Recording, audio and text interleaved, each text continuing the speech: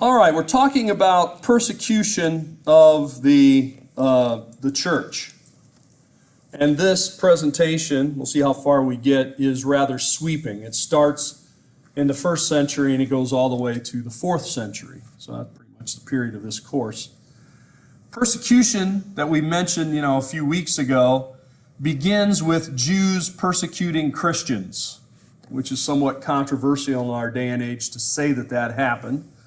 Although I think the book of Acts is pretty clear about it. The Jews were trying to make the case that the Christians were not Jews, that in fact the Christians were something different. The Roman government viewed at first Christians as though they were just another group of Jews, because in the beginning, of course, most all of the Christians were Jews who converted to Christianity. So by Roman thinking, they said, well, this is just another subgroup of Judaism, right? Sadducees, Essenes, Zealots, Christians. Okay? We saw this, or you can see this in the book of Acts, when Paul is taken in Corinth before Gallio, the proconsul, and the proconsul Gallio says, look, this is not a Roman matter, this is a Jewish matter. If you Jews don't get along, don't bring it to me. I'm a Roman official. This has nothing to do with Roman law. The other big point that I had made is that Judaism had a special status within Rome, that it was a legal religion, legio, and that Christianity, as long as it's under Judaism, it's legal. If it's then considered to be a different religion, that is exclusive religion, as Christianity is, does not accept all the other Roman gods and so forth, it would therefore be illegal religion, okay? Religio illicita. So, once that is done, and that takes place, that transference takes place somewhere in the late 50s or early 60s. Now, I'm not talking 1960s here. I'm talking just 60s, right? Okay?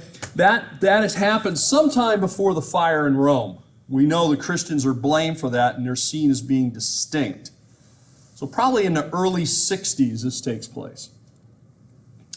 Exactly when and where, I don't know. But we do know that by 64 in Rome definitely are there. Now, at that same time, and then in a period after that, the Romans begin to persecute Christians. This persecution is sporadic.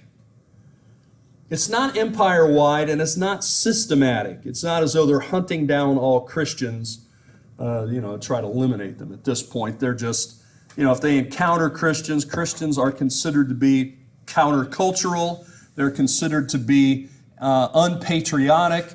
They're considered to be a suspicious group of an illegal religion that has secret meetings. Now, partially, the reason they're meeting secretly is that they are illegal, right?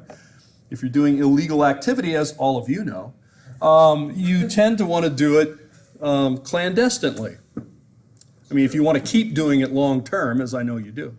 So, you would tend to have your organizational meetings for that, probably not announced. Although, I say that, and then, I just think about Facebook, and then I realize that, maybe people don't do that anymore. Like the guy who robs the convenience store, then he goes like Facebook Live and holds up the money and talks about how he did it, bragging to all his friends, and then, of course, what he doesn't realize, I guess, is that sometimes the police hear about stuff that's on Facebook, and they go and arrest him. Anyway, so if you are going to rob a convenience store, not that I'm recommending that, probably not the best thing to post it on Facebook if you want to remain unprosecuted. Anyway, so these were the charges, and I think we went over these before, perhaps briefly, but here they are. Here are the 4 main charges that Romans made about Christians.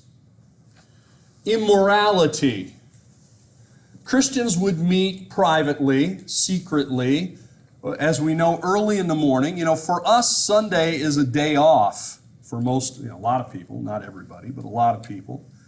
Why? Because we live in even though we don't like to admit it, we live in a traditionally Christian environment that's where the weekend derived itself, by the way, it's religious. It's not, it was not invented by secularists that you should get Sundays and Saturdays off. That's really a religious, with Christianity primarily. I suppose you might say some related to Judaism. But, but for the Romans, Sunday was just another day, work day. So that meant that Christians, if they wanted to have their worship, which most of them did, they would have to do it very early in the day. That was the best time for them to meet because they had work afterwards. And also, if they met early, not so many people are out and about really early in the morning. By the way, 5 o'clock does come twice a day. I'll just in case you haven't noticed. 4 and 5 o'clock do come twice in a day. So they would meet very early. They would meet clandestinely. They began to meet. First they were meeting in people's homes. Okay, we read about that in the New Testament. Later on, they would sometimes meet in caves. Sometimes they met in tombs or graveyards. These are places that you can meet that are kind of public, but also not high traffic areas, right? So, famously, of course, they begin to meet in catacombs. These are basically tombs, underground tombs, that I think maybe you have some pictures of them here later. Anyway, so immoral. Well, why are these people meeting secretly? Well, and privately and underground. Well, they were probably up to no good, right? Up to immoral activity. Plus, we hear that, there are brothers and sisters that are marrying each other, right? Paul says, to greet one another with a holy kiss. So, they're kissing one another. These are not it's not their spouse, right? And they're all just sort of meeting together communally. So the idea there, the Roman thoughts went to orgies and illicit sexual things going on for these people, right? Secondly, they're charged with atheism, which of course seems very strange because it is a religion.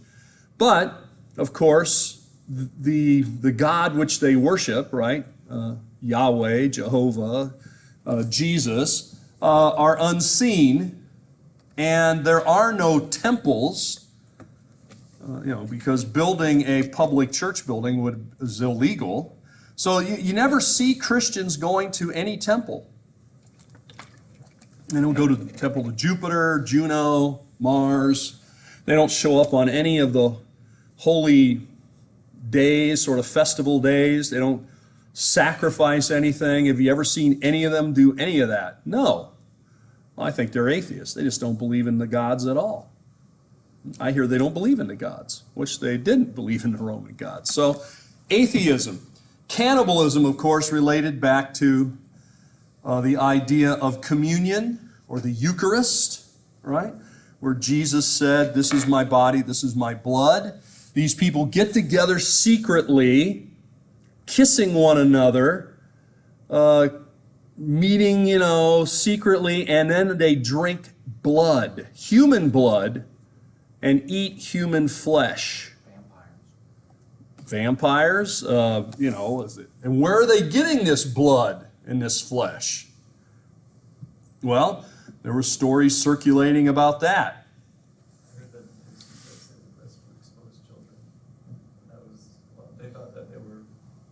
They thought that they were eating and drinking baby's blood and baby flesh of either exposed children had been left, or sometimes they said this illicit immoral activity resulted in a child being born that they wanted to then sort of cover it up, and this is part of the way they got their source of their blood and body. So all kinds of stories.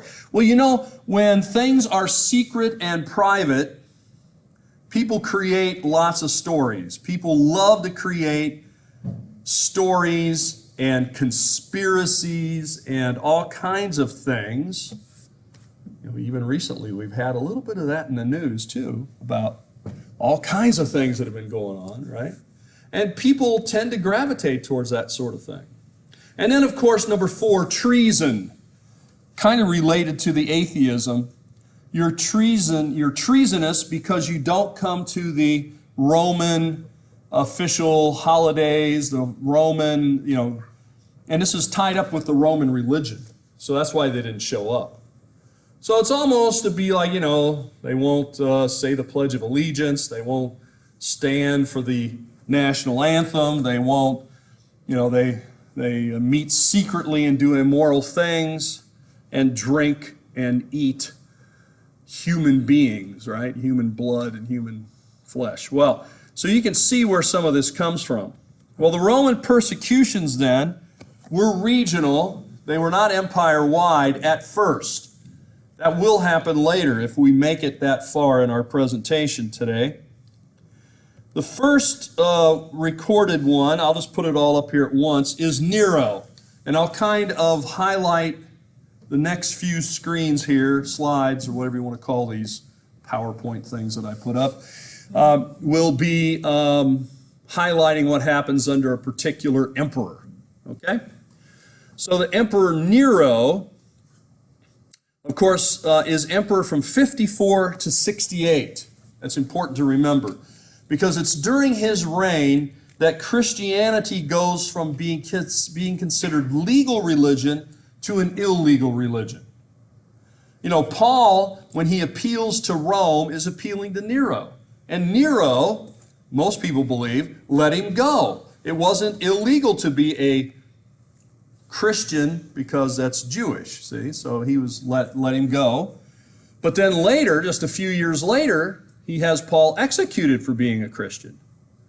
According to Eusebius, a guy you've probably heard of by now, because he was beheaded because he was a Roman citizen. Now, the Great Fire of Rome happens in 64 AD, AD 64. And famously, this was blamed upon the Christians. So by this time, the Christians are seen separately from Jews and are blamed for the fire. Why do you think Christians would be blamed for the fire? Why would Nero go that way? To cover himself up. Cover his own, yeah. Many people believe that Nero may have had the fire set, or once the fire began, he had orders not to put it out, because Nero wanted to remodel, restructure Rome, and to build a big, kind of form, and especially to build himself a big palace, which he does build, and he calls it the Golden Palace. It's all decorated in gold. And included with that is a stage. He had a stage built. And the stage, you think we've invented the, sort of special effects. It had a lot of special effects. One of the special effects was the stage would spin. So it was circular. And the stage would spin. How would it spin? He had slaves underneath there pushing it. They were pushing it around in a circle, and therefore, he could stand, and then, he would be spun around for you. Or also, they would go up. He had sort of like a dome thing built over the top of the stage. And from that, they would drop things like flower petals and stuff like that. He had it lit up, and they would drop the flower petals down. He thought himself to be not only a great athlete. Nero actually competed in the Olympics. The Olympics were still going on. And he won, especially the chariot race. That was sort of the big event, According to one report, he fell off of his chariot. The other drivers waited until he got back on the chariot, and then he won. So, you don't want to beat Nero in the Olympics, I guess is what I'm saying. Would not be good for your longevity, right? The other thing he would do is he thought himself a great poet and a great singer. And so he would invite people to his performances or performance, right? To which, of course, you were hard-pressed to not come. Once you were inside the theater, he would lock the doors and put guards at the doors so that you could not leave, because you wouldn't want to miss any of the performance. It is. Well, I'm just trying to give you some of the character of Nero. All right, that's just a little bit of the character. He did not suffer from low self-esteem. Let's put it that way. All right, he did not suffer from low self-esteem. Now, Nero, once he targets the Christians, so the first thing would just be his personality. He wanted to remodel things. Why else do you think the Christians could be a target for the fire in Rome? Yeah. They weren't a well-liked people group. They certainly, yeah, a lot of people didn't like them because of those 4 reasons we just listed. Also the fact that they would mingle with slaves, and they didn't follow the social conventions that you only interact with people in very fixed ways. You might talk to a slave, but only as, like giving them orders, but you wouldn't sort of, hang out or whatever you guys call it with a slave, right? Or sort of socialize with them. But Christians would. The slaves would be there with, all people of all different social standings would actually be in the same and interact. Here's another reason: the eschatology of Christians. How is the world going to end?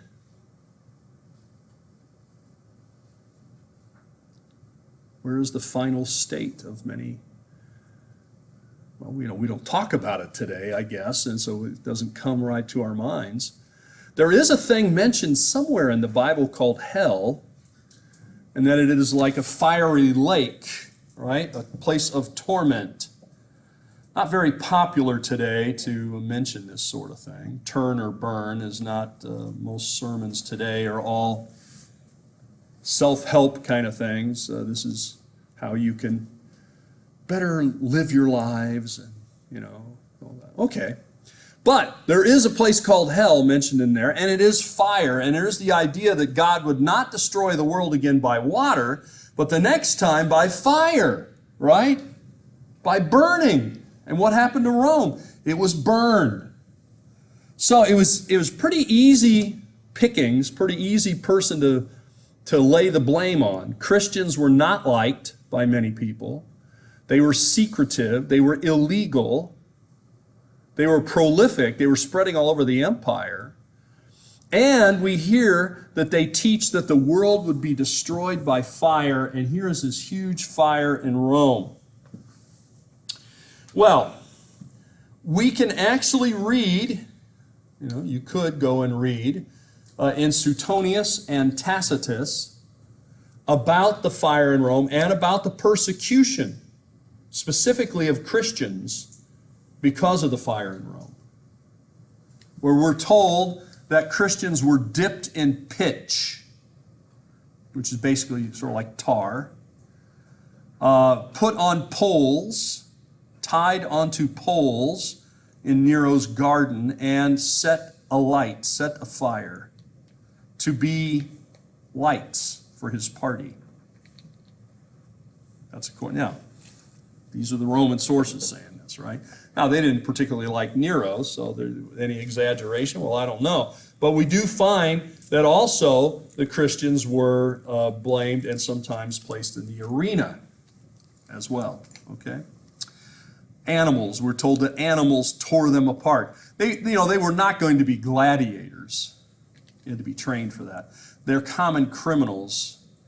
Common criminals died in a variety. They could be crucified. They would crucify them right in the arena.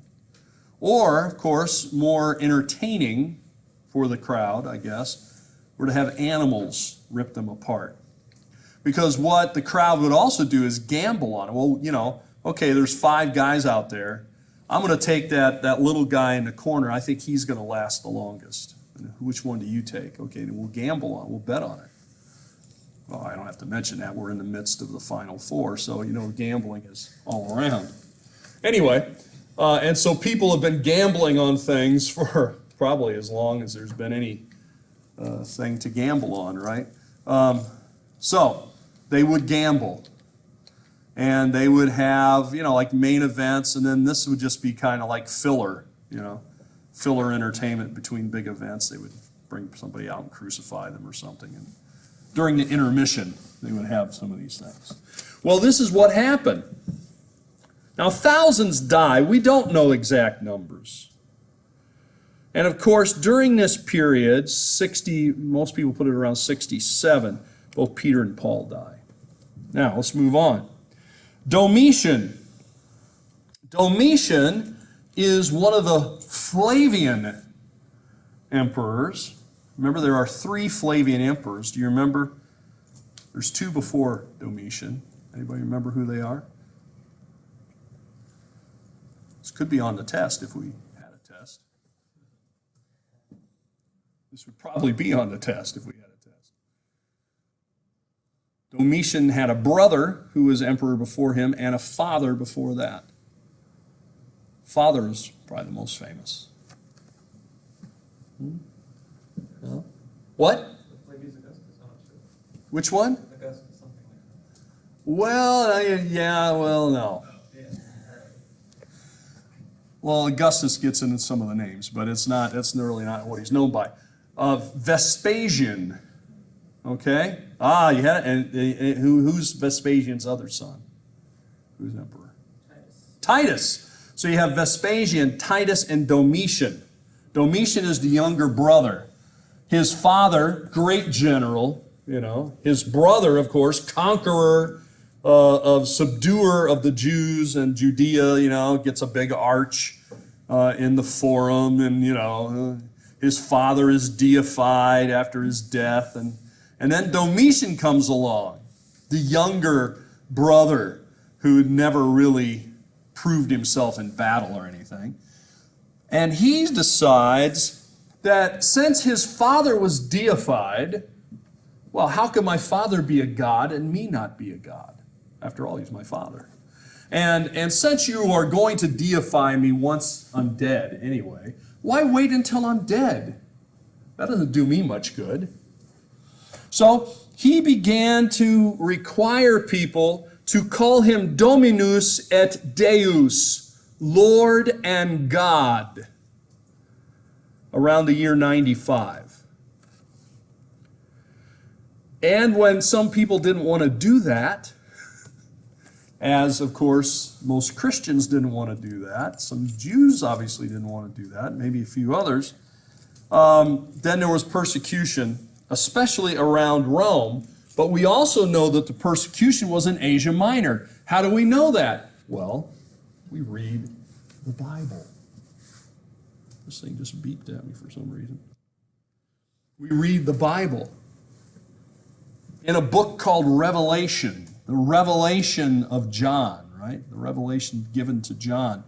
In the beginning of that book, people get all caught up in the other chapters later on, but in the first few chapters, it mentions that John was on the island of Patmos during a time of tribulation.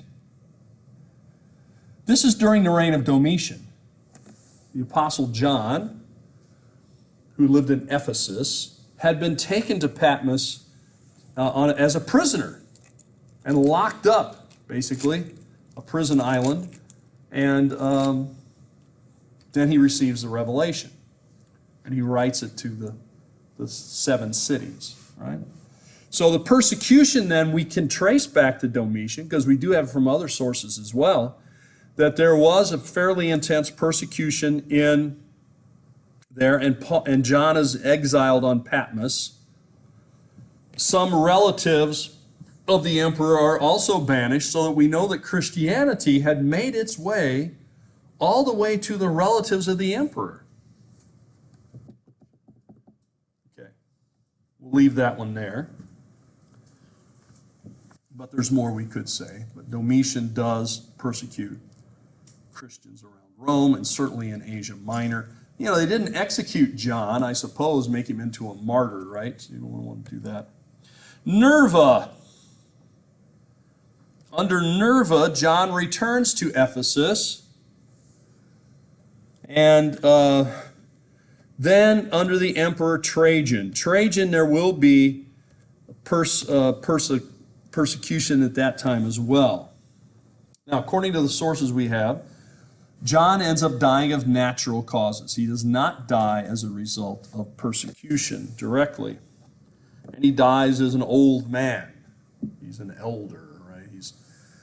If he's the youngest of the apostles, which most people believe he was probably in his early 20s when Jesus had his ministry. He's probably a full decade younger than Jesus, let's say. And let's say that's in 30, 33, he'd say 20, 23. You go forward 70 years, he would be 90, in his 90s, and certainly elder at that point. So by all accounts, John is the apostle who survives the longest.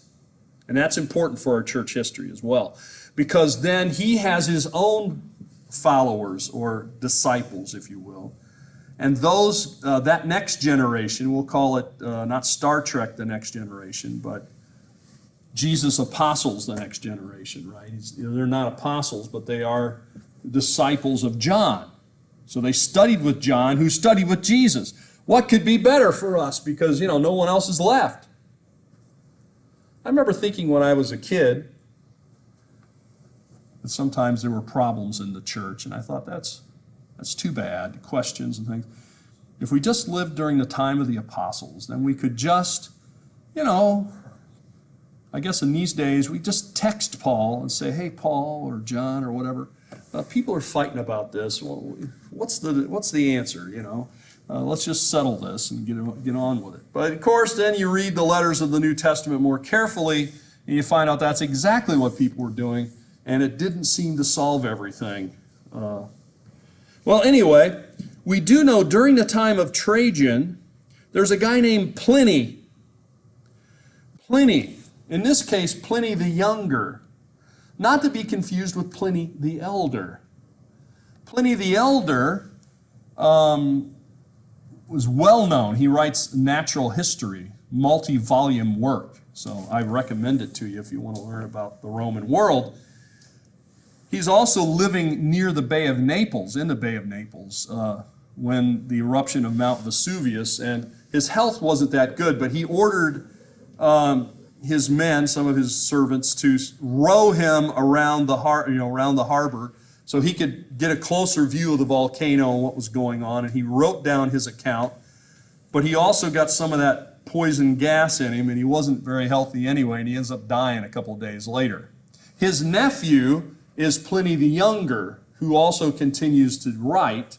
He's more famous for his letters. He writes letters, especially to the Emperor Trajan. He sort of makes me think of a person who is always asking, should I do this? Should I do that? So he's a governor. He's the governor of an area of Asia Minor, what today would be Turkey. It's called Bithynia. If you study the book of Acts carefully, you will find that Bithynia is mentioned in the book of Acts. It's also mentioned in Paul and in Peter's letters. Peter writes to the people of Bithynia. You can look it up. So that region is just south of the Black Sea, not too far from what today would be Istanbul. It's called Bithynia. So he's the governor of Bithynia. And he keeps writing to the emperor about all sorts of things that, should I do this? This is what I've done. Is this what's proper? Is this what, I don't know. I get the sense that he wants to get on the good side of the emperor and make sure the emperor agrees with everything he's doing. Okay? Well, in one of these letters, he writes to Trajan, and he says, well, here's what's happened, Emperor. I hope everything I'm doing is okay. It was reported to me that there were some Christians And of course, I knew, basically, he knows Christianity is illegal.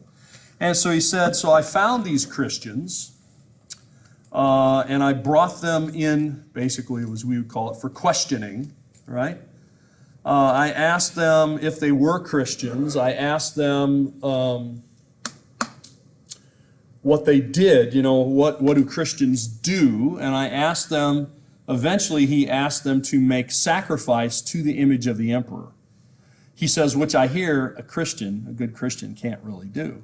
And then when they refused, I told them, if they didn't do this, they would be killed. And they still refused. And so I killed them. Okay? Now, in the process, he says he also tortured them to try to find out what they were doing. What did they do in their secret meeting? Where did they meet and what did they do? And he said the only thing he could really find out from them is that they met very early in the morning on the first day of the week, and that they sang songs, and that they recited their scriptures, and that they prayed. Okay. That's all you can find out. So it's like, I didn't uncover any sort of devious plot that they were going to try to take over the government or something. But I just want to make sure, is what I've done here, the way you want me to do it. And then the emperor writes back to him, and that's recorded in his letters as well. The emperor writes back and says, well, everything you did was fine, So basically, this kind of persecution's okay of Christians. Except, he said, you really shouldn't just go seeking Christians when they are sort of, information is given to you by a third party and say, hey, that guy over there is a Christian, and then you go get him. He said, it ought to be something that you discover, not that somebody reports to you. All right? So this is kind of, it kind of makes me think today of police and sort of traffic things. There are primary offenses and there are secondary offenses. I think it's now changing in some of them in Florida. But for example, for a long time, in Kentucky where I live, wearing your seatbelt was a secondary offense. In other words, if a police officer observed you going by and they didn't see that strap over your shoulder, they were not allowed to pull you over for a seatbelt violation. But if they pulled you over for a like speeding violation and they noticed you weren't wearing your seatbelt, you also got a fine or whatever for that, ticketed for that as well. So primary. So in other words, I guess he's saying don't go seeking them out, but if they do come to your attention, then what you've done is fine. So this gives us a little window into worship of early Christians. They would meet very early on the first day. They would sing songs. They would pray.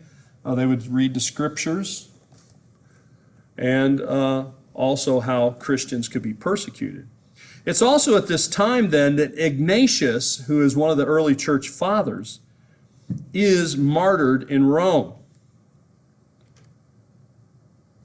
Now, under the emperor of Hadrian, it appears that the policies of Trajan continue. They are relatives. They've sort of adopted. This is also the time of Justin, who is most famously known as Justin Martyr. By the way, his mother didn't name him Justin Martyr. Martyr, the name, came later, right? When he was martyred. Oh, really? Is that how that worked? I think so.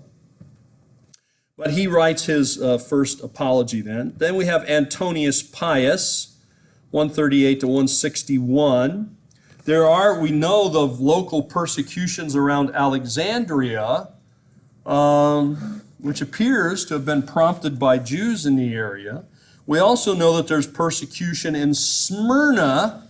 Smyrna is in what today is Turkey. It's in Asia Minor near the coast in 155, because we do know that the famous early church father Polycarp dies along with several others during that persecution around Smyrna. So by this time, we are well into the 2nd century, 100 years since the ascension of Christ, the resurrection of Christ, so forth. The church has been around now for 100 years. So we are past the first generation. We are past the second generation. Most people say a generation lasts about 40 years. So the first generation of Christians would then go to, say, 70 to 80. You still have John around, I guess, in the 90s. And then by 120 or so, we're up to then getting into the third generation, which would take you like 120 to, say, 160. So we're getting down the road a little bit from this. Things are happening. Marcus Aurelius, very famous emperor, of course, famous to you because of the movie Gladiator. I assume you've seen that movie. One thing that, little of that is historically accurate, except for the fact that there was an emperor named Marcus Aurelius, and they do show him in his tent on the battlefield writing. I noticed. They don't make a big deal of it, but he's there writing, in the evening, which, of course, we know Marcus Aurelius did that because he wrote philosophical works. He was a Stoic philosopher, and you can still read his Stoic philosophy, which I know you'll go out now and immediately begin to read. One called Meditations, which a lot of it was written on the battlefield because things are happening in Rome. The Pax Romana of Rome is ending, and in other words, there's more trouble on the borders. Marcus Aurelius, and I'm sure others, are looking for the why. Why is Rome suddenly having so much trouble after being so, peaceful and expanding for so long and had everything under control?